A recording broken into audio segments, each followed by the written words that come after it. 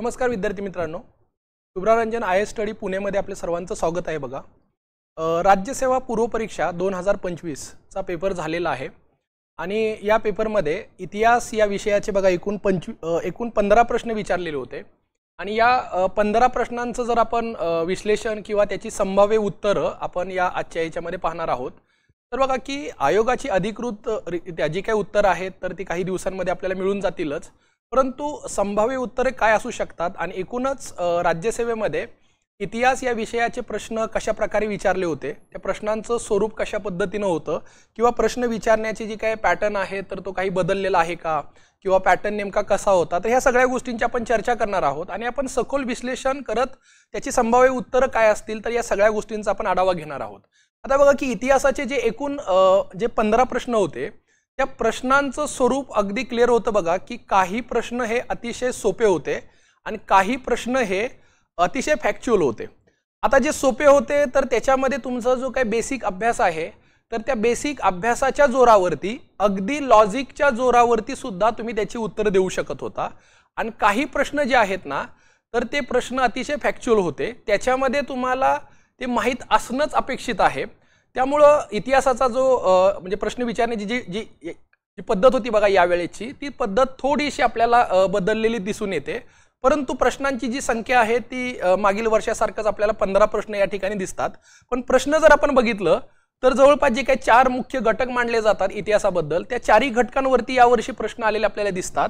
आधुनिक भारतावरती आपल्याला एकूण 5 प्रश्न विचारलेले दिसतात बघा, प्राचीन आणि मध्ययुगीन भारत। आता याच्यामध्ये कला संस्कृतीवरती आपल्याला अपेक्षित प्रश्न होता, परंतु थेट कला संस्कृतीवरती त्यांनी असा प्रश्न विचारलेला नाही, परंतु प्राचीन आणि मध्ययुगीन भारतावरती एकूण 5 प्रश्न विचारलेले आहेत। महाराष्ट्र आणि विशेषतः समाज सुधारकांवरती त्यांनी एकूण 3 प्रश्न विचारलेले आहेत की महाराष्ट्राचा इतिहास आणि समाज सुधारक। आणि स्वातंत्र्योत्तर भारतावरती तुम्हाला 2 प्रश्न आलेले दिसतात, म्हणजे याच्यामध्ये हैदराबाद मुक्ती संग्रामावरती आपल्याला एक म्हणजे आपल्याला एक प्रश्न आलेला दिसून येतो, मराठवाडा मुक्ती संग्राम आणि हैदराबादचा जो काही स्वातंत्र्यानंतरचा जे काही हैदराबादचं जे विलिनीकरण झालं आणि मराठवाडा मुक्ती संग्राम, तर याच्यावरती आपल्याला एक प्रश्न आलेला दिसून येतो। त्या व्यतिरिक्त भारत आणि चीन यांच्यामधला जो काही म्हणजे पंचशील करार झाला त्याच्यावरती प्रश्न आलेला दिसून येतो, म्हणजे स्वातंत्र्योत्तर भारतावरती आपल्याला 2 प्रश्न आलेले दिसून येतात। तर असे 15 प्रश्न आहेत। तर अशा या 15 प्रश्नांचं विश्लेषण आणि संभाव्य उत्तर काय असू शकतात तर त्याची आपण चर्चा करूयात।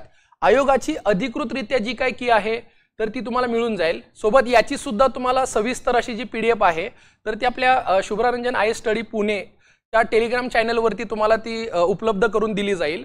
तर बघा की इतिहास या विषयाचा हा जो काही सेट आहे तर तो C सेट आहे। तर त्याच्यामध्ये बघा पहिला प्रश्न जो आहे तर तो आहे की 11 एप्रिल 1942 रोजी काँग्रेस वर्किंग कमिटीने डॅश नाकारण्यासाठी ठराव पारित केला। तर 11 एप्रिल 1942 रोजी काँग्रेस वर्किंग कमिटीने काय नाकारण्यासाठी ठराव पारित केला असा प्रश्न विचारलेला आहे। आता हा प्रश्न जो आहे तो अतिशय सोपा प्रश्न आहे। त्याचं कारण आहे की तुम्ही याचे जर पर्याय बघितले तर पर्याय बघितल्या तुम्हाला लगेच त्याचं उत्तर सुचणार। त्याचं कारण असं आहे की 1942 आता जेव्हा इतिहासाचा आपला बेसिक अभ्यास असतो त्यावेळेस 1942 ला आपल्याला माहिती आहे की चले जावची चळवळ, आणि चले जावची चळवळ जी काही सुरू केली तर ती क्रिप्स मिशन जी आहे तर त्या क्रिप्स मिशनच्या अपयशानंतर, म्हणजे क्रिप्स मिशनच्या प्रस्तावाला नाकारण्यासाठी एक प्रकारे काय झालेलं होतं की काँग्रेस वर्किंग कमिटीने एक प्रस्ताव पारित केला होता। या प्रस्तावाला गांधीजींच्या समोर ठेवण्यात आलं आणि गांधीजींच्या समोर प्रस्ताव ठेवल्यानंतर त्याला वर्धा रिझॉल्युशन म्हणून सुद्धा ओळखलं जातं। हा वर्धा रिझॉल्युशन जो आहे तो 14 जुलै 1942 ला गांधीजींच्या समोर मांडण्यात आला आणि याच्यातूनच मग काँग्रेसचं एक विशेष अधिवेशन मुंबई या ठिकाणी बोलवण्यात आलं आणि मग याच विशेष अधिवेशनानंतर 8 ऑगस्ट ला एक प्रकारे विशेष अधिवेशनामध्ये चले जावची चळवळ सुरू करण्यात आली। आणि मग एकूणच आपण असं म्हणूयात की काँग्रेस वर्किंग कमिटीने क्रिप्स प्रस्तावाला नाकारण्यासाठी एक प्रस्ताव तयार केला। पण क्रिप्स प्रस्ताव का बरं, म्हणजे क्रिप्स प्रस्ताव का नाकारला तर त्याचं कारण असं होतं की भारतीयांचा दुसऱ्या महायुद्धामध्ये सहभाग असावा, भारतीयांचा दुसऱ्या महायुद्धाला पाठिंबा मिळावा यासाठी ब्रिटिश वेगवेगळे प्रयत्न करत होते। तर याच वेगवेगळ्या प्रयत्नाचा एक भाग म्हणून ब्रिटिशांनी सुरुवातीला भारतीयांना ऑगस्ट ऑफर दिली 1940 मध्ये, परंतु भारतीयांनी ती ऑगस्ट ऑफर जी आहे तर ती नाकारली। त्यानंतर भारतीयांचा पाठिंबा मिळवण्यासाठी एकूणच आपण म्हणूयात की दुसऱ्या महायुद्धामध्ये भारतीयांच्या पाठिंब्याशिवाय दुसऱ्या महायुद्धामध्ये ब्रिटिशांना फार मोठ्या अडथळ्यांचा सामना करावा लागणार होता। त्याचं कारण असं होतं की पूर्व भागातून जपान सैन्यांचे भारताच्या सीमालगत भागावरती आगमन सुद्धा आलेलं होतं। अशा सगळ्या परिस्थितीमध्ये भारतीयांचा दुसऱ्या महायुद्धासाठी पाठिंबा मिळवणे हे ब्रिटिशांना महत्त्वाचं वाटलं आणि मग त्याच्यातूनच त्यांनी ऑगस्ट ऑफर भारतीयांना दिली। परंतु भारतीयांनी ती ऑगस्ट ऑफर नाकारल्यानंतर भारतीयांचा पाठिंबा मिळवण्यासाठी क्रिप्स मिशन भारतामध्ये आली। आता या क्रिप्स मिशननी काय केलं की भारतीयांनी दुसऱ्या महायुद्धासाठी पाठिंबा द्यावा, त्यांना युद्धानंतर डॉमिनियन स्टेटस म्हणजे वसाहती अंतर्गत स्वातंत्र्य दिलं जाईल अशी घोषणा केली। आता भारतीयांनी ऑलरेडी संपूर्ण स्वातंत्र्याची मागणी केलेली होती। असं असताना सुद्धा वसाहती अंतर्गत स्वातंत्र्य देण्याचा जो प्रस्ताव होता क्रिप्स मिशन मध्ये, त्यामुळं भारतीयांनी क्रिप्स मिशनला विरोध केला। क्रिप्स मिशनला विरोध म्हणजे चले जावची चळवळ आहे। त्यामुळं या प्रश्नाचं उत्तर अतिशय सोपं आहे, ते म्हणजेच काय, क्रिप्स प्रस्ताव असेल। आता बघा की कर्जनची जी योजना आहे ती कर्जनची योजना आपल्याला 1903 मध्ये आलेली दिसते। ज्या कर्जनच्या योजनेनुसार त्याने बंगालच्या फाळणीचा एक प्रकारे काय केलं, भारतामध्ये बंगालची फाळणी केली, ही कर्जनची योजना आहे। त्यामुळे 1903 मधली कर्जनची योजना असेल। अलीगढ योजना जी आहे तर ती अलीगढ चळवळीशी संबंधित मानली जाते आणि याच अलीगढ योजनेवरती आधारित 1940 मध्ये पाकिस्तानचं रिझोल्यूशन पारित करण्यात आलेलं होतं। त्यामुळे अलीगढ योजना ही पाकिस्तान रिझोल्यूशनशी संबंधित आहे। लतीफ योजना जी आहे तर ती अब्दुल लतीफ यांच्याशी संबंधित आहे। अब्दुल लतीफ यांची जी योजना आहे ती 1863 ची आहे। 1863 मध्ये अब्दुल लतीफ यांनी मुस्लिम धर्मीयांना आधुनिक शिक्षण देण्यासाठी मोहम्मदन विज्ञान संस्थेची स्थापना केली। मोहम्मदन विज्ञान संस्थेच्या स्थापनेमधून मुस्लिम धर्मीयांमध्ये आधुनिक शिक्षणाचा प्रसार करणे असं या लतीफ योजनेचा म्हणजे प्लॅन होता। त्यामुळे लतीफ योजना ही मोहम्मदन विज्ञान संस्थेशी संबंधित आहेत। त्यामुळे प्रश्न क्रमांक 1 जो आहे त्याचं उत्तर असेल बघा पर्याय क्रमांक 1। प्रश्न दुसरा आहे बघा, हा सुद्धा प्रश्न अतिशय सोपा प्रश्न आहे की मवाळांना शांत करण्यासाठी आणि मुस्लिमांचे समर्थन मिळवण्यासाठी इंग्रज सरकारने इंडियन काउन्सिल ऍक्ट 1909 च्या द्वारे कोणत्या सुधारणा भारतामध्ये आणल्या। आता बघा की झालं असं की स्वदेशी चळवळ भारतामध्ये मोठ्या प्रमाणामध्ये त्याचा प्रसार आलेला होता। भारतामध्ये एक प्रकारे जहाल मतवाद वाढत चाललेला होता। याच्यातूनच मवाळ आणि जहालांमध्ये 1907 मध्ये सुरतमध्ये फूट पडली। मुस्लिम लीगची स्थापना 1906 मध्ये झालेली होती आणि अशा सगळ्या परिस्थितीमध्ये भारतीयांची मागणी होती की ब्रिटिशांनी भारतामध्ये काही संविधानिक काही राजकीय सुधारणा कराव्यात आणि मग याच सुधारणांचा भाग म्हणून ब्रिटनने एक इंडियन काउन्सिल ऍक्ट 1909 पारित केला। याच सुधारणांना मॉर्ले मिंटो सुधारणा म्हणून ओळखले जाते। मॉर्ले हे भारत मंत्री होते ज्यांना आपण सेक्रेटरी ऑफ स्टेट असं म्हणतो आणि मिंटो जे आहेत तर ते मिंटो हे त्यावेळेचे भारताचे काय होते, व्हॉइसरॉय होते। त्यामुळे मॉर्ले हे भारत मंत्री असतील आणि मिंटो हे व्हॉइसरॉय असतील। तर असे हे मॉर्ले मिंटो सुधारणा। आता ह्या मॉर्ले मिंटो सुधारणा ज्या आहेत तर त्या मॉर्लेचा सचिव कर्जन वायली याने तयार केल्या होत्या। कर्जन वायली याने तयार केल्या होत्या म्हणजेच मवाळांना शांत करण्यासाठी, जहालांना शांत करण्यासाठी आणि मुस्लिम धर्मीयांचे समर्थन मिळवण्यासाठी इंग्रज सरकारने इंडियन काउन्सिल ऍक्ट पारित केला, ज्या कायद्याद्वारे मुस्लिमांसाठी स्वतंत्र मतदारसंघाची तरतूद करण्यात आली। त्यामुळं काय झालेलं होतं की स्वतंत्र राखीव मतदारसंघ देण्यात आलेला होता आणि एकूणच आपण असं म्हणूयात की याचा उद्दिष्ट काय होता की त्यावेळेची जी राष्ट्रीय चळवळ आहे त्या राष्ट्रीय चळवळीमध्ये जी पडलेली फूट आहे, मग त्याच्यामध्ये अगदी मवाळ असतील, जहाल असतील, मुस्लिम लीगची स्थापना असेल, तर या सगळ्यांमध्ये एकमेकांना ते शांत करण्यासाठी म्हणजे प्रत्येक गटाला शांत करण्यासाठी ब्रिटिशांनी केलेल्या सुधारणा यालाच आपण इंडियन काउन्सिल ऍक्ट 1909 असं म्हणतो। आता या सुधारणांनुसार त्यांनी काय केलं होतं बघा, मुस्लिमांसाठी स्वतंत्र मतदारसंघाची तरतूद केली होती। एकूणच काय केलेलं होतं की अशी तरतूद करून त्यांनी भारतीयांमध्ये फूट पाडलेली होती। दुसऱ्या बाजूला मवाळांना खुश करण्यासाठी त्यांनी एका भारतीयाला एक प्रकारे व्हॉइसरॉय काउन्सिल मध्ये घेतलं होतं, तर त्यांचं नाव म्हणजेच SP सिन्हा। मग SP सिन्हांसारखे जे होते म्हणजे सत्येंद्र प्रसन्न सिन्हा जे आहेत, तर त्यांना एक प्रकारे व्हॉइसरॉय काउन्सिल मध्ये घेण्यात आलं। त्या व्यतिरिक्त बघा, भारतीयांना अर्थसंकल्पावरती चर्चा करण्याचा अधिकार देण्यात आला। परंतु हा जो काही कायदा आहे ना, हा जास्त काळासाठी टिकलेला नाही। त्यामुळे हा कायदा लवकरच या कायद्याला प्रचंड भारतीयांनी विरोध केला, म्हणूनच 1919चा कायदा आला। तुम्हाला कधी कधी परीक्षेमध्ये असाही प्रश्न विचारला जातो की ब्रिटिशांनी भारतामध्ये आणलेल्या कायद्यांपैकी कोणता कायदा हा सर्वात कमी कालावधीसाठी टिकला, तर तो म्हणजेच 1909चा कायदा।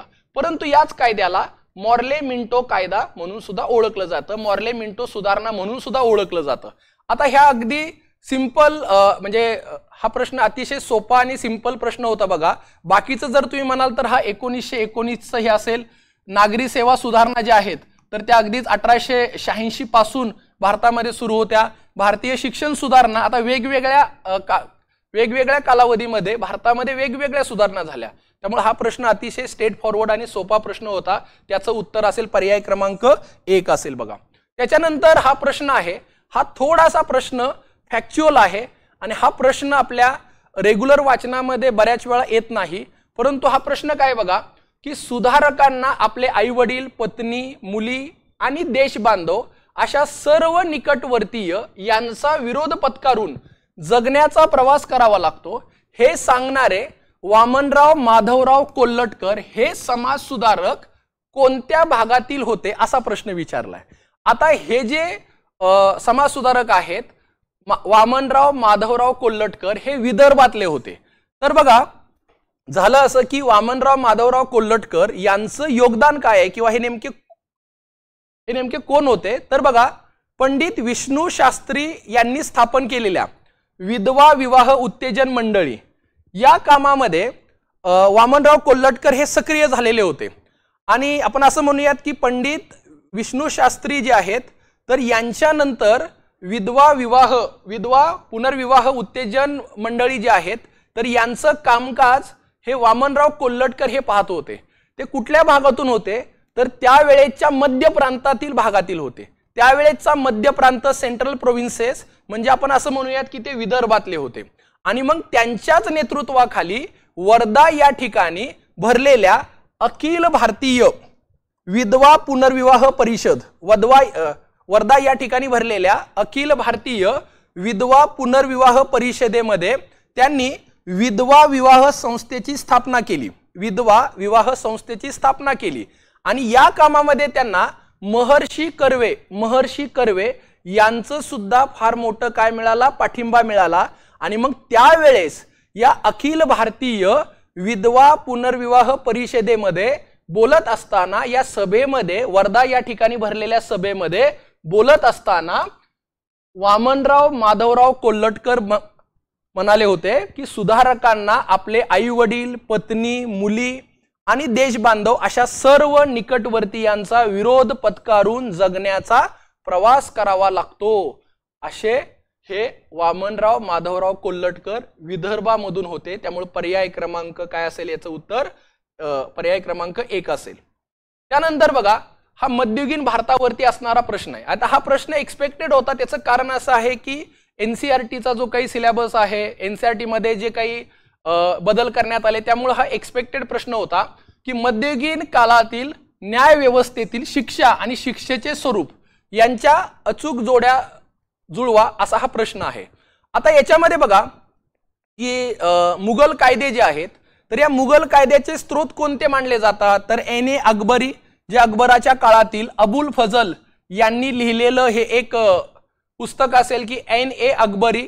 त्याच्यानंतर फतवाए आलमगिरी हे जे आहे तर हे 17व्या शतकातील एक प्रकारे औरंगजेबच्या काळातील असलेलं एक संकलन होतं, जे कायद्याचं पुस्तक होतं. या व्यतिरिक्त मुघल दरबारांमध्ये बघा अल हिदाय, त्याच्यानंतर फिरोजशाही, असे काही आपण म्हणूयात की कायद्याचे त्यावेळेचे स्त्रोत होते की ज्याच्या आधारे मुघल दरबारातली न्याय व्यवस्था काम करत असत. आता याच्यामध्ये विचारले की शिक्षा आणि शिक्षेचं स्वरूप कसं होतं. आता हे जे शब्द आहेत ना, हे शब्द थोडेसे उर्दू आणि पर्शियन म्हणजे फारसी भाषेमधले शब्द आहेत. त्यामुळे या शब्दाचा अर्थच जर ज्यांना समजला त्यांच्यासाठी हे उत्तर फार सोपं आहे. काय प्रश्न आहेत बघा, इथं शिक्षा दिलेल्या आहेत आणि शिक्षेचं स्वरूप आहे. तर याच्यामध्ये हद म्हटलंय. आता हदचा अर्थ काय असतो, निश्चित केलेली कठोरातली कठोर शिक्षा. हदचा अर्थ काय असतो की निश्चित केलेली कठोरातली कठोर शिक्षा. आता निश्चित केलेली कठोरातली कठोर शिक्षा म्हणजे जर समजा एखाद्याने चोरी केली तर त्याला कोणती शिक्षा द्यायची, किंवा एखाद्याने समजा म्हणजे एखाद्याने जर एखादा खून केला किंवा कुठल्याही प्रकारचा जर त्याने गुन्हा केला तर त्याला कोणत्या प्रकारची शिक्षा द्यायची याची केलेली तजवीज होती. म्हणजे उदाहरणार्थ म्हणजे आपण म्हणूयात की 100 फटके मारणे, मृत्यूदंडाची शिक्षा देणे किंवा त्याचे हातपाय तोडणे, अशा प्रकारची कठोरातली कठोर निश्चित शिक्षा दिली जायची. त्यामुळे हद जी आहे तर ते मृत्यू किंवा हातपाय तोडणे अशा शिक्षेसाठी निश्चित स्वरूपाच्या शिक्षेसाठी वापरलं जात असत. ताजीर म्हणजे काय आहे, ताजीरचा अर्थ असतो ताकीद देणे. ताजीरचा अर्थ असतो ताकीद देणे किंवा भविष्यामध्ये असा गुन्हा होऊ नये यासाठी घातलेला प्रतिबंध, याला ताजीर म्हटलं जातं. आता ताजीर या शब्दाचा अर्थ असतो ताकीद देणे किंवा समज देणे किंवा भविष्यामध्ये गुन्हा होऊ नये यासाठी प्रतिबंधित करणे. तर त्यामुळे याचं काय असेल तर ताकीद देणे. त्याच्यानंतर बघा किसास म्हणजे बदला किंवा जशाच तसं आपण ज्याला म्हणतो त्याचा अर्थ असेल बघा किसास. त्यानंतरचं आहे तशहीर. तशहीर म्हणजे एक प्रकारे अपमान करणे, मानहानी म्हणजे असणे किंवा धिंड काढणे. थोडक्यात तशहीरचा अर्थ असतो की सार्वजनिक ठिकाणी एखाद्या व्यक्तीचे धिंडवडे काढणे, याला आपण म्हणूया तशहीर. तर अशा प्रकारच्या शिक्षा या मुघल न्याय व्यवस्थेमध्ये होत्या. आता याच्यामध्ये बघा की तुम्हाला जर त्या शब्दांचे अर्थ माहिती असतील तर तुमच्यासाठी हा प्रश्न अतिशय सोपा होता, किंवा तुम्ही जर अगदी NCERTचं बेसिक वाचन केलं असेल तर तुम्हाला या प्रश्नाचं सहजरित्या उत्तर देता येणार आहे. ठीक आहे. त्यानंतर बघा आता हे सगळं डिटेलमध्ये आहे, म्हणजे याच्यामध्ये की हदचा अर्थ नेमका काय, त्याच्यानंतर तजीरचा अर्थ काय, किसासचा अर्थ काय, ताशीरचा अर्थ काय, हे सगळं डिटेलमध्ये याच्यामध्ये आहे तुम्हाला. तर या व्यतिरिक्त बघा की पुढचा जो प्रश्न आहे तो म्हणजेच बॅरिस्टर चित्तरंजन दास. आता बॅरिस्टर चित्तरंजन दास यांनी 1917 मध्ये केलेल्या 4 प्रसिद्ध भाषणांना एकत्रित करून खालीलपैकी कोणते पुस्तक प्रसिद्ध करण्यात आले. आता चित्तरंजन दास जे आहेत यांना आपण देशबंधू म्हणून सुद्धा ओळखतो. देशबंधू याचा अर्थ असेल की friends of a nation, friend of a nation. तर देशबंधू जे आहेत तर यांनी एक प्रकारे काय केलं होतं की 4 म्हणजे त्यांची प्रसिद्ध भाषणं होती. त्या भाषणांचं टायटलच होतं बघा, premiers appeal, Swaraj, the great transformation, the great denial, अशी काही त्यांची 4 प्रसिद्ध भाषणं होती. या 4 भाषणांचं एकत्रित त्यांनी एक पुस्तक तयार केलं. त्या पुस्तकाचं नाव होतं इंडिया फॉर इंडियन्स. आणि इंडिया फॉर इंडियन्स हे जे पुस्तक आहे हे 1918 मध्ये गणेश अँड कंपनीने काय केलं होतं तर प्रकाशित केलं होतं. त्यामुळं चित्तरंजन दास जे आहेत तर चित्तरंजन दास यांनी केलेल्या भाषणांचं एकत्रित मिळून जे पुस्तक तयार केलं ते म्हणजेच इंडिया फॉर इंडियन्स असेल. त्यानंतर बघा पुढचा प्रश्न आहे तर तो प्रश्न आहे हैदराबाद संस्थान जे आहे विलिनीकरण. म्हणजे तुम्ही मराठवाडा मुक्ती संग्राम जेव्हा वाचत असता त्यामध्ये तुम्हाला हैदराबाद संस्थानाचं विलिनीकरण कशा प्रकारे झालं आणि याच्यामध्ये बघा मार्गदर्शक म्हणून भूमिका बजावणारे लेफ्टनंट जनरल कोण होते असा प्रश्न विचारलेला आहे. आता बघा की मार्गदर्शक म्हणून लेफ्टनंट जनरल म्हणून ज्यांनी भूमिका बजावली तर ते होते राजेंद्र सिंग. आता हैदराबाद संस्थानाचं विलिनीकरण यासाठी भारत सरकारतर्फे त्यावेळेस एक ऑपरेशन पोलो ही भारतीय सैन्याने हैदराबाद संस्थांवर केलेल्या लष्करी कारवाईचं काय होतं, नाव होतं. आता याला ऑपरेशन पोलो असं का नाव दिलं, त्याच्या पाठीमागची कारण असं होतं की हैदराबादमध्ये जगातील सर्वाधिक 17 पोलोची मैदानं ही कुठं होती, तर हैदराबादमध्ये होते. हे एक पहिलं कारण. आणि दुसरं कारण की पोलो हा एक प्रकारे आपण म्हणूयात की ज्याला दुसरं नाव असतं की ऑपरेशन कॅटरपिलर. ऑपरेशन कॅटरपिलर म्हणजे काय, तर एक प्रकारे एखाद्या पानावरती जसा एखादा किडा मधोमधच होल तयार करतो, तर त्या पद्धतीनं काय करायचं की हैदराबादला पाचही बाजूनी घेरायचं अशी ही मोहीम होती. म्हणून याला आपण म्हणूयात की ऑपरेशन पोलो असं नाव देण्यात आलं. म्हणजे हैदराबाद भोवती 5 भागातून गोल कडा तयार करायची. हैदराबादमध्ये 17 पोलोची मैदाने होती, म्हणून त्याला ऑपरेशन पोलो असं नाव देण्यात आलं. ऑपरेशन पोलोचे मार्गदर्शक होते राजेंद्र सिंग. ऑपरेशन पोलोचे मार्गदर्शक होते राजेंद्र सिंग, जे भारतीय दक्षिणी कमांडचे कमांडर होते. त्यामुळं या सगळ्यांमध्ये विलिनीकरणामध्ये मार्गदर्शक म्हणून होते राजेंद्र सिंग. आता या व्यतिरिक्त बघा जे श्री नागेश होते, श्री नागेश हे असलेल्या 9व्या इन्फंट्रीचे काय होते, नेतृत्व करत होते. म्हणजे या ऑपरेशन पोलो मध्ये हैदराबाद संस्थानाच्या विलिनीकरणामध्ये जी 9वी डिव्हिजन होती, सैन्यांची तुकडी होती, तर त्या तुकडीचं हे श्री नागेश नेतृत्व करत होते. त्यामुळे हे याचं उत्तर नसेल. सर रॉबर्ट लॉकहार्ट जे आहेत ना, तर ते ज्यावेळेस आपल्याला 15 ऑगस्ट 1947 ला स्वातंत्र्य मिळालं, तेव्हा ते भारतीय सैन्यांचे कमांडर इन चीफ होते. त्याच्यानंतर बघा करिप्पन जे आहेत ना, हे करिप्पन 1949 मध्ये कमांडर इन चीफ होते.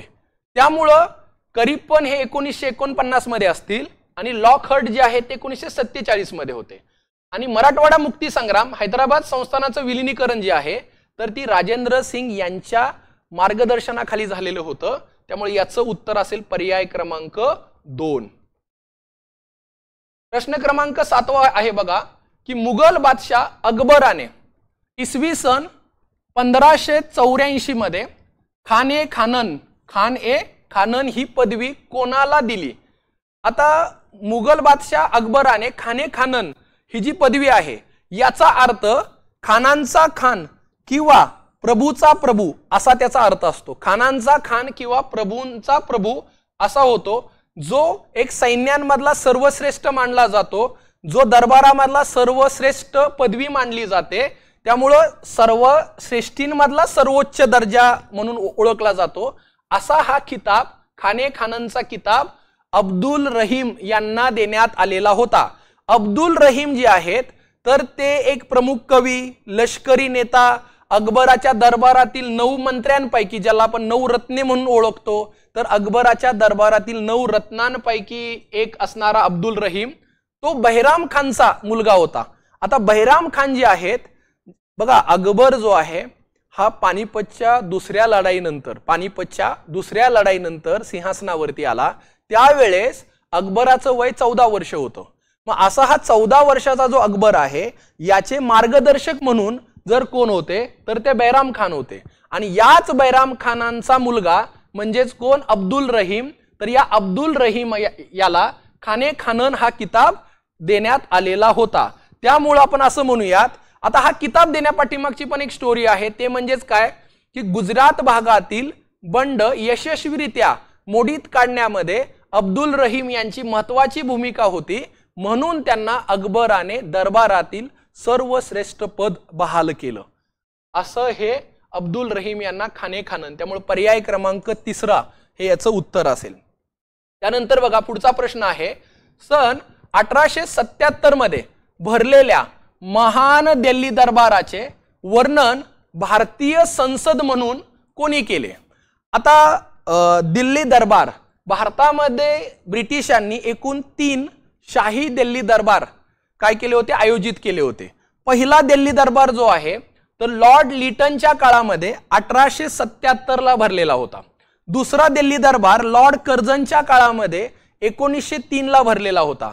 आणि तिसरा जो दिल्ली दरबार आहे, तो लॉर्ड हार्डिंगच्या काळामध्ये 1911ला भरवण्यात आलेला होता।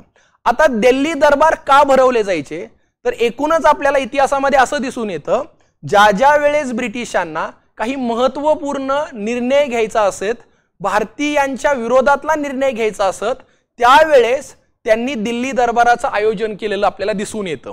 त्याच्याच पैकी एक दिल्ली दरबार म्हणजे लिटनच्या काळात भरलेला दिल्ली दरबार 1 जानेवारी 1877। आता लिटन हा एक साम्राज्यवादी धोरणांचा पुरस्कर्ता होता। लिटनला भारतामध्ये काही कठोर अशी धोरणं राबवायची होती, मग ज्याच्यामध्ये व्हर्नॅक्युलर प्रेस ऍक्ट असेल, त्याच्यानंतर शस्त्रबंदी कायदा असेल, त्याच्यानंतर भारतीयांच्या सनदी सेवेमध्ये जाण्याचं जे काही वय आहे ते 19 वर्ष करणं असेल, अशा अनेक वेगवेगळ्या साम्राज्यवादी आणि शोषण भारतीयांचं होईल अशा प्रकारची धोरणं राबवण्यासाठी लिटन प्रसिद्ध होता। त्यामुळे लिटनला अशी काही कठोर धोरणं राबवायची होती, पण जर कठोर धोरणं राबवायची असतील तर 1858 मध्ये भारतामध्ये राणीचा जाहीरनामा आलेला होता आणि राणीच्या जाहीरनाम्यामुळे भारतीयांना एक प्रकारे काही आश्वासनं दिलेली होती। मग जर समजा लिटनला भारतामध्ये काही कठोर धोरणं राबवायची असतील, भारतीयांचं शोषण करणारी धोरणं राबवायची असतील, साम्राज्यवादाची धोरणं राबवायची असतील, तर राजघराण्याचा विरोध पत्करावा लागेल, कारण का राणीचा जाहीरनामा भारतामध्ये येऊन गेलेला होता 1858ला। त्यामुळे राजघराण्याचा विरोध कमी करण्यासाठी त्याने काय केलं, तर त्याने राजघराण्याला एक किताब द्यायचं ठरवलं, तर तो किताब होता कैसर ए हिंद, म्हणजे ब्रिटनच्या राणीला भारताच्या तर्फे भारतीयांची सम्राज्ञी असं या ब्रिटिशांनी घोषित केलं। त्याचं कारण असं आहे की जर समजा ब्रिटनच्या राणीला भारताची सम्राज्ञी असं घोषित केलं तर या राजघराण्याकडून होणारा जो विरोध आहे तर तो कदाचित कमी होईल अशी आशा कोणाला होती, तर लॉर्ड लिटनला होती। म्हणून त्याने काय केलं, तर दिल्ली दरबाराचं आयोजन केलं। असा जो दिल्ली दरबार आहे तो शाही दिल्ली दरबार भरवण्यात आलेला होता। त्याच्यावरती अनेक करोडो रुपये काय करण्यात आलेले होते, खर्च करण्यात आलेले होते। त्याच वेळेस भारतामध्ये सुद्धा दुष्काळ पडलेला होता, विशेषतः दक्षिण भारतामध्ये, दख्खन भागामध्ये दुष्काळ पडलेला होता। आणि मग महाराष्ट्रामधून 2 व्यक्तींना त्या ठिकाणी निमंत्रित करण्यात आलेलं होतं। एक होते गणेश वासुदेव जोशी, ज्यांना आपण सार्वजनिक काका म्हणून ओळखतो। गणेश वासुदेव जोशी हे पुणे सार्वजनिक सभेचे प्रतिनिधी या नात्याने त्यांना त्या ठिकाणी बोलवण्यात आलेलं होतं। आणि एक प्रकारे बघा, गणेश वासुदेव जोशी यांनी त्या ठिकाणी खादी कपडे परिधान करून, म्हणजे आता या शाही दिल्ली दरबाराला आहे ना जोधपुरी सूट आणि फेटा असा पोशाख निश्चित करण्यात आलेला होता। म्हणजे हे ब्रिटिश म्हटले की आमची जी ब्रिटनची राणी आहे ती पहिल्यांदा भारतामध्ये येणार आहे। मग जर ब्रिटनची राणी आता भारतामध्ये येणार आहे तर या दरबारासाठी एक ड्रेस कोड निश्चित करण्यात आला, ज्यामध्ये जोधपुरी सूट होता, फेटा होता। परंतु बघा, 2च व्यक्ती होते की ज्यांनी या नियमांचं उल्लंघन केलेलं होतं। तर त्यापैकी एक होते ते म्हणजेच कोण, गणेश वासुदेव जोशी। गणेश वासुदेव जोशी हे स्वदेशीचा पुरस्कार करण्यासाठी खादीचे कपडे परिधान करून गेले। आणि दुसरे महत्त्वाचे व्यक्ती म्हणजेच कोण, तर महात्मा ज्योतिबा फुले हे या दिल्ली दरबारामध्ये शेतकऱ्यांच्या वेशामध्ये गेले। मग ज्या वेळेस आपले महात्मा ज्योतिबा फुले हे दिल्ली दरबारामध्ये गेले तेव्हा त्यांना गेटवरती थांबवण्यात आलं आणि त्यांना गेटवरती विचारलं की तुम्हाला प्रवेश देता येणार नाही, तुम्ही ड्रेस कोड परिधान जो काही आहे तर तो परिधान केला नाही। त्यावेळेस महात्मा ज्योतिबा फुले म्हटले होते की ब्रिटनच्या राणीला पण समजलं पाहिजे की भारतीय शेतकरी दिसतो कसा, त्या भारतीय शेतकऱ्याच्या व्यथा काय आहेत, असं या दिल्लीच्या शाही दरबारामध्ये महात्मा ज्योतिबा फुले म्हटलेले होते। आणि मग अशा या दिल्ली दरबाराचं गणेश वासुदेव जोशी यांनी वर्णन करताना म्हटलेलं होतं की ही जी काही दिल्ली दरबार आहे ना, हा दरबार नसून तो एखाद्या संसदेसारखा आहे। तो संसदेसारखा का आहे, त्याचं कारण म्हणजे या दिल्ली दरबारानंतर भारतामध्ये काही कायदे लागू करण्यात आलेले होते। म्हणजे जसं संसदेमध्ये काही कायदे लागू केले जातात, संसदेमध्ये काही कायदे पारित केलेले जातात, तसंच या दिल्ली दरबारानंतर भारतामध्ये काही कायदे आलेले होते। मग ज्याच्यामध्ये अगदी डेक्कन ॲग्रिकल्चर रिलीफ ऍक्ट असेल किंवा आपण व्हर्नॅक्युलर प्रेस ऍक्ट म्हणूयात, म्हणजे या दिल्ली दरबारानंतर भारतामध्ये काही कायदे लागू झाले म्हणून पुणे सार्वजनिक सभेच्या साप्ताहिकामध्ये गणेश वासुदेव जोशी, ज्यांना आपण गवा जोशी किंवा सार्वजनिक काका या नावाने ओळखतो, तर त्यांनी या दिल्ली दरबाराचं वर्णन भारतीय संसद किंवा आपण ज्याला इंडियन पार्लमेंट म्हणूयात असं केलेलं होतं. त्यामुळे याचं उत्तर असेल पर्याय क्रमांक 4. आता बघा की जी दुसरी म्हणजे दिल्ली दरबार आहे तो कर्जनच्या काळामध्ये 1903 ला कर्जनने भरवला. याचा परिणाम काय झाला की कर्जनने भारतामध्ये एक प्रकारे फाळणीचं धोरण आणलं, बंगालची फाळणी केली. त्यामुळं ज्या वेळेस त्यांना असं काही निर्णय घ्यायचा असेल ना तर ते असे शाही दिल्ली दरबार बोलवायचे. 1911 ला काय झालं तर कलकत्त्याहून त्यांनी दिल्लीला राजधानी स्थलांतरित केली. म्हणजे असे काही महत्त्वपूर्ण निर्णय घ्यायचे असतील ना तर ते असे दिल्ली दरबार भरवत असत. पुढचा जो प्रश्न आहे बघा, दिवान ए अमीर ए कोही नावाचे स्वतंत्र खाते कोणी स्थापन केले? आता इतिहासामध्ये बघा ज्याला आपण MBT या नावाने सुद्धा ओळखतो. MBT म्हणजे मोहम्मद बिन तुगलक. आता मोहम्मद बिन तुगलक जो आहे ना, या राजाबद्दल, या दिल्लीच्या सुलतानाबद्दल इतिहासामध्ये काही चांगल्या काही वाईट गोष्टी म्हटलं जातं. म्हणजे बरानी नावाचा एक इतिहासकार आहे, तो म्हटला होता की मोहम्मद बिन तुगलकाचा जेव्हा मृत्यू झाला ना तर या मोहम्मद बिन तुगलकाबद्दल लोकांना राजापासून आणि राजाला लोकांपासून सुटका मिळाली असं म्हणजे बरानी नावाचे इतिहासकार म्हणतात. याचा अर्थ काय, हा जो मोहम्मद बिन तुगलक आहे हा लोकांसाठी काहीतरी करू पाहत होता, पण त्याच्या ज्या योजना होत्या त्या काळाच्या पलीकडच्या होत्या आणि त्या काळामध्ये लोक त्या योजना स्वीकारतील असं या लोकांचा त्यावेळेचा आपण म्हणूयात की मानसिकता नव्हती. त्यामुळे जेव्हा याचा मृत्यू झाला ना तेव्हा बरानी म्हणतात की राजाला लोकांपासून आणि लोकांना राजापासून मुक्ती मिळाली. तर अशा या मोहम्मद बिन तुगलकाने एक कृषी स्वतंत्र विभाग स्थापन केला. त्याचं नाव होतं दिवान ए अमीर ए कोही. हा एक कृषी विभाग होता. आता वेगवेगळ्या कृषी सुधारणांसाठी स्थापन करण्यात आलेला तो एक स्वतंत्र विभाग होता, ज्यामध्ये शेतकऱ्यांना कर्ज देणे, शेतकऱ्यांना एक प्रकारे धान्य किंवा पीक लागवडीसाठी, शेतीच्या मशागतीसाठी कर्ज उपलब्ध करून देणे आणि मग शेती सुधारणा करणे, जमीन लागवडीखाली आणणे, असे वेगवेगळे उपाययोजना करण्यासाठी त्याने दिवान ए अमीर कोही अशा प्रकारचा एक स्वतंत्र विभाग स्थापन केला. या विभागातर्फे 2 प्रकारचे लोन दिले जायचे. एक होता तक्कावीमध्ये बघा बियाणी खरेदी करणे, त्याच्यानंतर लागवड वाढवण्यासाठी शेतकऱ्यांना काय केलं जायचं, जमीन लागवडीखाली आणण्यासाठी, मशागतीसाठी तक्कावी हे प्रकारचं लोन दिलं जातं. आणि याच तक्कावी मधला एक लोनचा प्रकार असतो तो म्हणजे सोंदर नावाचं जे काही लोन आहे, तर हे शक्यतो जलसिंचन म्हणजे आपण ज्याला पाईपलाईन वगैरे म्हणूयात, कॅनल वगैरे म्हणूयात, तर जलसिंचनाच्या सुविधासाठी सोंदर प्रकारचे लोन दिले जात असत. तर अशा प्रकारे बघा मोहम्मद बिन तुगलकाने दिवान ए अमीर ए कोही नावाचा स्वतंत्र कृषी विभाग स्थापन केलेला होता. त्यानंतर बघा हा 10वा प्रश्न आहे बघा, ज्याच्यामध्ये थेट प्रश्न आहे, हा फॅक्च्युअल प्रश्न आहे, ज्याच्यामध्ये विचारलंय की जातीभेद विवेकसार हे पुस्तक कोणी लिहिले?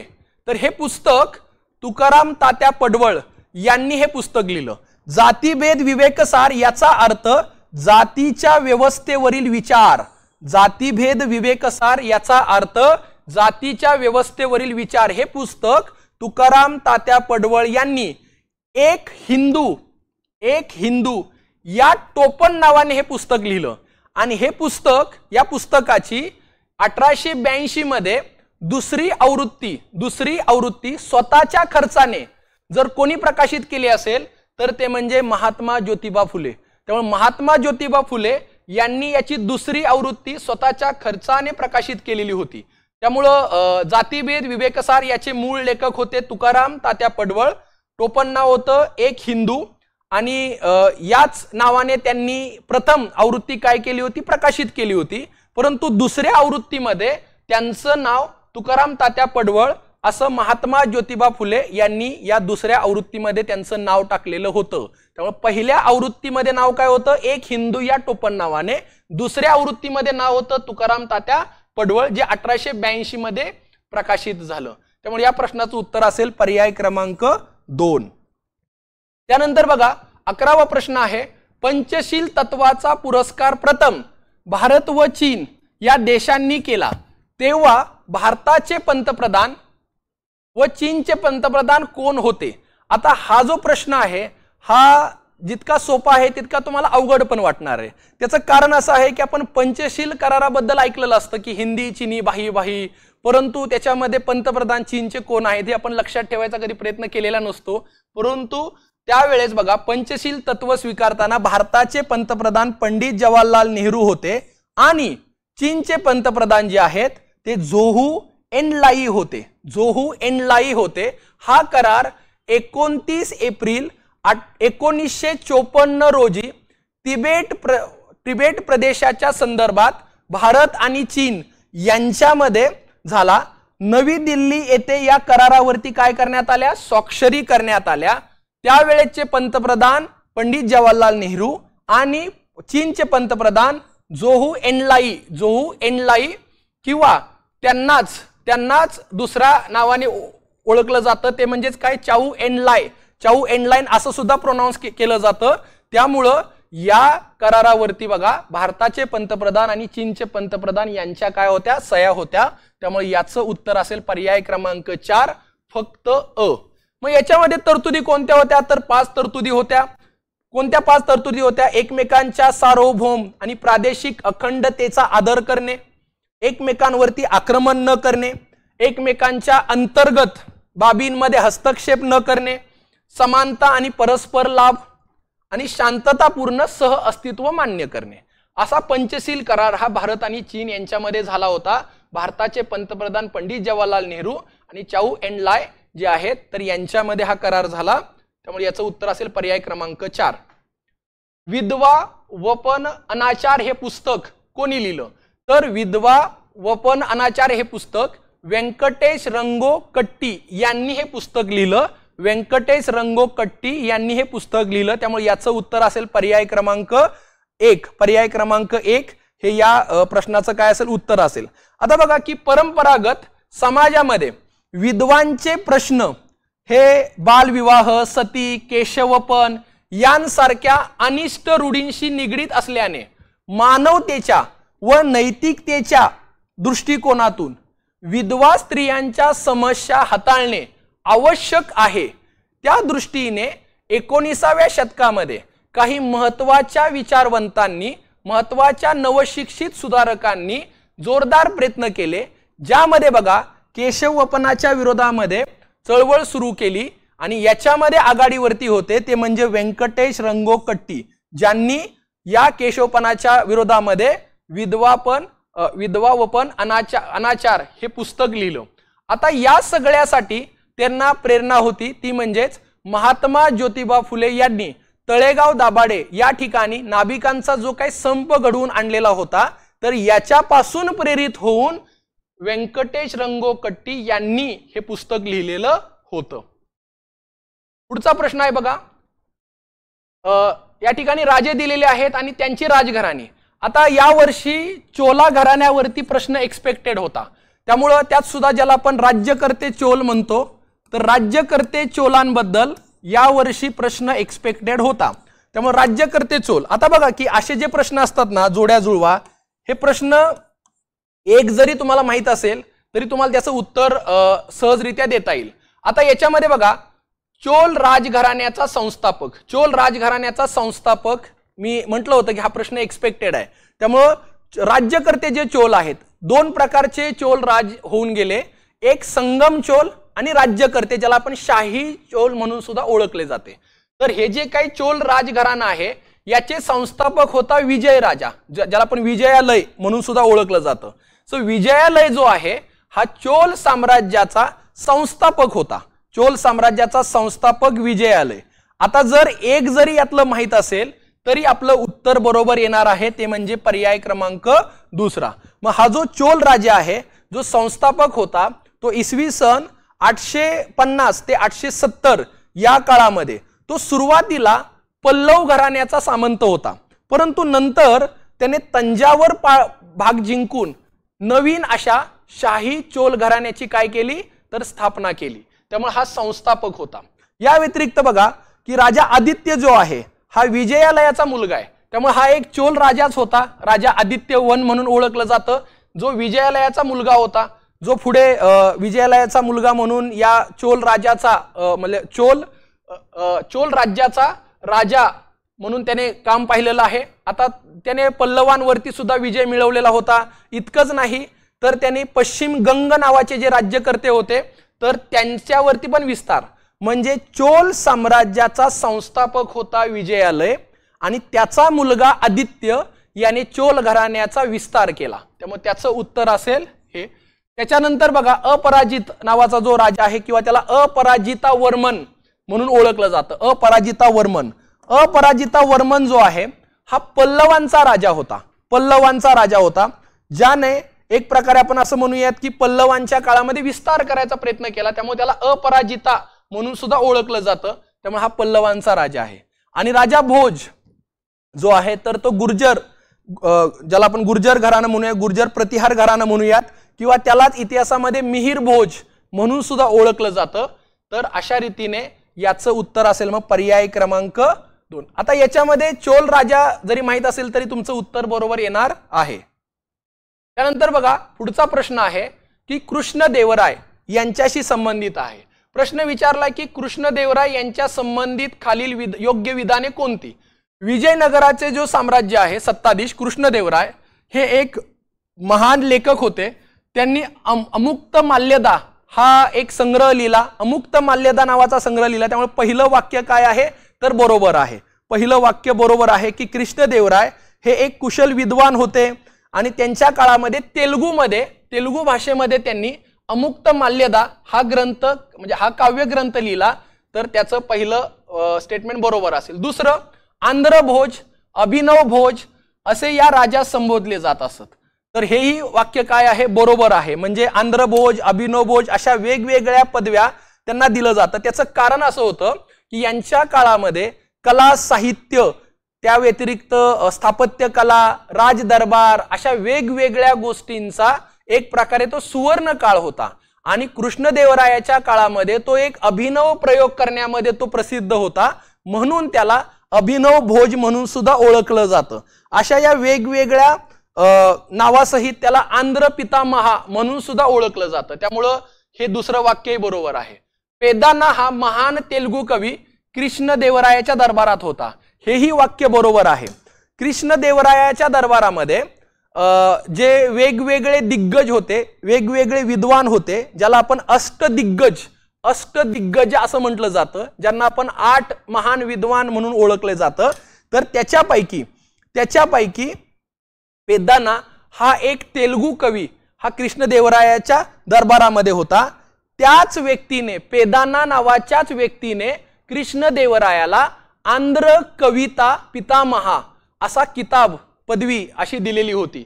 त्यामुळं हेही विधान काय आहे बरोबर आहे। आणि चौथं बघा वाक्य आहे कृष्णदेवराय हा संगम राजघराण्यातील होता, तर हे वाक्य मात्र चूक आहे। कृष्णदेवराय जो आहे तर तो संगम घराण्याचा नव्हता, तर तो तुलुव राजवंशाचा होता। त्यामुळं संगम सलुव राजवंशानंतर सत्तेत आलेला जो वंश होता तर तो होता तुलुव। त्यामुळे कृष्णदेवराय हा तुलुव वंशाचा होता, संगमचा नव्हता। त्यामुळे हे चौथं वाक्य चूक असेल। त्यामुळे याचं उत्तर असेल पर्याय क्रमांक 3। आता बघा की कृष्णदेवराय हा तुलुवा घराण्याचा आहे, त्यामुळे विजयनगर साम्राज्य हे आपल्यासाठी एक महत्त्वाचं साम्राज्य असतं। तर ते लक्षात ठेवत असताना तुम्हाला तो क्रम माहित असला पाहिजे। संगम, सलुवा, तुलुवा आणि अरुविडू, त्याला लक्षात ठेवायला एक ट्रिक असेल बघा, सासू तुला ओरडली। त्यामुळे संगम, सलुवा, तुलुव, अरुविडू असं लक्षात ठेवा। हा प्रश्न थोडासा ॲनालिटिकल असेल। हा प्रश्न तुमच्या मध्ययुगीन अभ्यासामध्ये कृष्णदेवरायाचं जे काही योगदान आहे तर त्या अनुषंगाने आणि एकूणच कृष्णदेवराय हे न्यूज मध्ये होते, त्यामुळं हा सुद्धा प्रश्न एक एक्सपेक्टेड होता। त्याचं उत्तर असेल बघा पर्याय क्रमांक 3। त्यानंतर बघा एक हे प्रश्न आहे, तर तो प्रश्न असा आहे की सोशल, ज्याला आपण रिफॉर्म मुवमेंट म्हणूयात, त्याच्यावरती प्रश्न आहे. या समाजाचे सदस्य होण्यासाठी व्यक्तीला ख्रिश्चनांनी बनवलेले पाव मुस्लिमांच्या हातातील पाणी पिणे बंधनकारक होते. आता झालं असं की हे सगळं समजून घेत असताना तुम्हाला थोडंसं पाठीमागे जावं लागतं. ते म्हणजेच मानव धर्म सभा. मानव धर्म सभा. आता या मानव धर्म सभेची स्थापना 1844 मध्ये सुरत या ठिकाणी झालेली होती. सुरत. आता मानव धर्म सभेमध्ये म्हणजे या सगळ्यामध्ये मानव धर्म सभेचा काय संबंध, तर मानव धर्म सभा जी आहे तर ती स्थापन केली होती दादोबा पांडुरंग तरखडकर, त्याच्यानंतर हेनरी ग्रीन जे आहेत हे असतील, या व्यतिरिक्त दुर्गाराम मच्छराम दवे, अशा प्रमुख लोकांनी स्थापन केली होती. मानव धर्म सभेचा उद्देश एकच होता, तो म्हणजेच काय, मानवाला मानवासारखे काय करणे, ट्रीट करणे. आणि मग अशा परिस्थितीमध्ये ही जी मानव धर्म सभा जी आहे ती सुरू झाली गुजरातमध्ये, सुरत या ठिकाणी. परंतु मानव धर्म सभेवरती ब्रिटिशांनी पुढे बंदी घातली. त्याचं कारण म्हणजे सुरत मधल्या उठावाला त्यांनी पाठिंबा दिलेला होता. आणि मग असे हे मानव धर्म सभेचे दादोबा पांडुरंग तरखडकर ज्यावेळेस महाराष्ट्रामध्ये आले, बॉम्बे प्रांतामध्ये जेव्हा आले, तेव्हा त्यांनी या ठिकाणी परमहंस मंडळींची काय केली, स्थापना केली. आता परमहंस मंडळींची जी स्थापना आहे ती दादोबा पांडुरंग तरखडकर यांनी केली. त्याचं जे कार्यक्षेत्र आहे ते पुणे, मुंबई याच्या आजूबाजूचा नगर, याच्या आजूबाजूचा काय होता, प्रदेश होता. आणि मग परमहंस मंडळीचं कामकाज हे गुप्त पद्धतीनं चालत असत. आता बाळकृष्ण जयकर हे त्याचे काय होते, अध्यक्ष होते. याच्यामध्ये बऱ्यापैकी सगळे लोक म्हणजे कर्मचारी होते, जे सरकारी कर्मचारी होते, उच्च शिक्षित होते. त्यामुळे त्यांच्यावरती ब्रिटिश सरकारने अनेक निर्बंध लादलेले होते. त्यामुळं या ठिकाणी याचं कामकाज गुप्त पद्धतीनं चालत असत. एकमेकांना संदेश पाठवण्यासाठी हे लोक रेशीम पत्रांचा काय करत असत, वापर करत असत. पण या परमहंस याचं नावच आहे बघा की ईश्वराचे भक्त. ईश्वराचे भक्त जे कोणी असतील, मग ते कुठल्याही धर्मातील असू द्यात, तर त्या धर्मातील लोक या सभेला उपस्थित राहत असत. पण या सभेला उपस्थित राहत असताना या सभेचा एक नियम होता, तो म्हणजे कुठल्याही प्रकारचा भेदाभेद न करता ख्रिश्चनांनी बनवलेला पाव, मुस्लिमांच्या हातील पाणी, हिंदूंच्या हातील जेवण, ज्याला आपण भाकरी म्हणूयात, तर हिंदूंच्या हातील भाकरी, अशा सर्व वस्तूंची देवाणघेवाण करायची. कुठल्याही प्रकारची भेदाभेद मानायची नाही, असा लिखित स्वरूपाचा नियम होता, तो म्हणजे परमहंस मंडळींमध्ये. परंतु परमहंस मंडळींचं कामकाज पुढे बंद पडलं आणि परमहंस मंडळींच्या राखेतून म्हणजे इतिहासकार न रा फाटक नावाचे इतिहासकार आहेत, तर ते म्हटले होते की परमहंस मंडळींच्या राखेतून महाराष्ट्रामधल्या समाज सुधारणेचा पाया रचला गेला. आणि याच परमहंस मंडळीमध्ये सहभागी असणारे अनेक तरुण, अनेक समाज सुधारक ज्यांनी पुढे प्रार्थना समाजाची स्थापना केली. त्यामुळे आपण असं म्हणू शकतो की जर एकतर हा प्रश्न रद्द होऊ शकतो किंवा आयोग याचं उत्तर हे देऊ शकतो, त्याचं अधिकृतरित्या उत्तर असायला पाहिजे परमहंस मंडळी. परंतु जर समजा हा रेफरन्स आयोगाने जर जोडला की परमहंस मंडळींचेच कार्यकर्ते पुढे प्रार्थना समाजामध्ये सहभागी झालेले होते, तर त्याचं उत्तर हे दिलं जाऊ शकतं किंवा हा प्रश्न काय केला जाऊ शकतो, रद्द केला जाऊ शकतो. का तर त्याचं अधिकृत उत्तर हवं आहे परमहंस मंडळी. तर अशा प्रकारे बघा राज्यसेवा पूर्व परीक्षेमध्ये इतिहास या विषयाचे एकूण 15 प्रश्न आपल्याला दिसतात. तर हे 15 प्रश्न जे आहेत तर ते काही विश्लेषणात्मक आपल्याला दिसून येतात, काही सोपे आहेत, काही प्रश्न अतिशय फॅक्च्युअल आहेत. तर अशा प्रकारे MPSC राज्यसेवा 2025च्या परीक्षेमध्ये इतिहास या विषयाचे प्रश्न आपल्याला वेगवेगळ्या प्रकारचे प्रश्न आलेले दिसून येतात. यासाठी जर आपल्याला वाचन जर तुम्ही म्हणाल की काय असायला हवं, तर त्याच्यामध्ये NCERTचा जास्त इथं वापर केलेला आपल्याला दिसून येतो प्रश्नांचा, म्हणजे प्रश्न बनवत असताना. दुसरं म्हणजेच काय की त्यांनी जे ट्रॅडिशनल पद्धतीने जे प्रश्न विचारायला हवे होते तसं न विचारता त्यांनी काय केलंय की ज्याला आपण अनोळखी समाज सुधारक म्हणू असे प्रश्न विचारलेत. त्यामुळे NCERT असेल, सोबत आपण ग्रोवर असेल, अशी काही महत्त्वाची पुस्तकं वाचली आणि अधिकचा सराव केल्यानंतर जे आपलं लॉजिक डेव्हलप होत असतं याच्या आधारे आपण हे प्रश्न सोडवू शकतो. तर असं हे 2025च्या इतिहासाची आपली चर्चा असेल। परंतु या सगळ्यांमध्ये आपण आता उत्तरं पाहिल्यानंतर मेरिट किती लागेल या सगळ्यांची चर्चा न करता आपण मुख्य परीक्षेच्या लिखाणाचा सराव केला पाहिजे। कारण का मुख्य परीक्षा पास होण्याचं एकच मंत्र आहे, ती म्हणजेच लिहाल तर वाचाल। त्यामुळे तुम्हाला जर मुख्य परीक्षा पास व्हायचं असेल तर तुम्हाला लिखाणाचा सराव करणं हे गरजेचं आहे। त्या अनुषंगाने पूर्व परीक्षा झाल्यानंतर तुम्ही वैकल्पिक विषय असेल, त्याच्यानंतर आपला मुख्य परीक्षेमधले जे सामान्य अध्ययनाचे पेपर असतील, या सगळ्यांचा लिखाणाचा सरावाला सुरुवात करावी। थँक्यू।